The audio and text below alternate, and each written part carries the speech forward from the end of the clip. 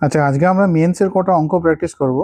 তো যারা যারা আইআইটি অ্যাডভান্সের অঙ্ক প্র্যাকটিস করেছো, তাদের কাছে এই মেন্সের অঙ্কগুলো একদম ইজি মনে হবে। তো মেন্সের অঙ্কগুলো করা দরকার।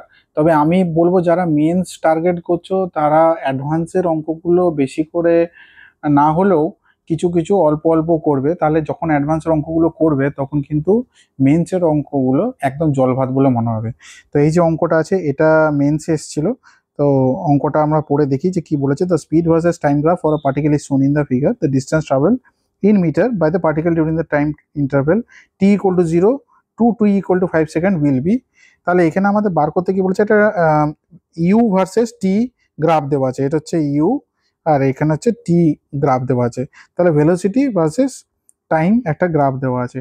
আর এখানে আমাদের বার করতে বলেছে T equal to 0 to T equal to 5 সেকেন্ডের ডিস্টেন্স ট্রাভেল, মানে এসটা আমাদের বার করতে হবে। Distance travel S is equal to question mark, এসটা আমাদের বার করতে হবে। তাহলে অঙ্কটা খুব ইজি। কিভাবে করব আমরা, প্রথমে এখান থেকে যেহেতু এখান থেকে স্টার্ট করছে, তাহলে এখানে অবভিয়াসলি কোঅর্ডিনেট হবে 0 0, মানে ইনিশিয়াল ভেলোসিটি তার 0। বোঝাই যাচ্ছে গ্রাফ থেকে initial velocity 0 when time is equal to 0, and time t is equal to 0। এরপরে কি বলেছে, টাইম 0 থেকে যখন 5 সেকেন্ডে যাচ্ছে, তাহলে এর এই যে 5 সেকেন্ডে যখন যাচ্ছে তখন তার ভেলোসিটি কত। আমরা যদি এখান থেকে গ্রাফটা প্লট করি তাহলে দেখতে পাবো যে when ফাইনাল ভেলোসিটি হচ্ছে 8 metre per second when time is a time t is equal to 5 second. তাহলে এখান থেকে কি বার করতে পারবো আমরা, ইজিলি এখান থেকে অ্যাক্সিলারেশনটা বার করতে পারবো। v is equal to u plus এটি।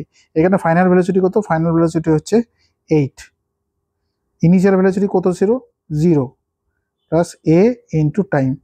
টাইম কত 5 সেকেন্ডে, পুরো ব্যাপারটা 5 সেকেন্ডের মধ্যে হচ্ছে। তাহলে এ ইজ ইকুয়াল টু 8/5। আচ্ছা, এরপরে আমরা নেক্সট যেখানে যাব সেটা হচ্ছে v square equal to u square plus 2as, এই ফর্মুলাটা অ্যাপ্লাই করবো। কারণ এখানে তো আমরা ডিস্টেন্সটা পাইনি, শুধু অ্যাক্সিলারেশনটা পেলাম, শুধু অ্যাক্সিলারেশনটা পেলাম।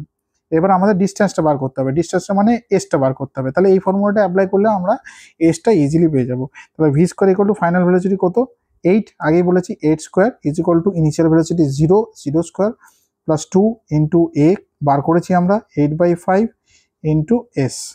তাহলে এস কত দাঁড়াবে, এস দাঁড়াবে হচ্ছে 64 ইন্টু 5 ডিভাইডেড বাই 16, মানে 20 মিটার।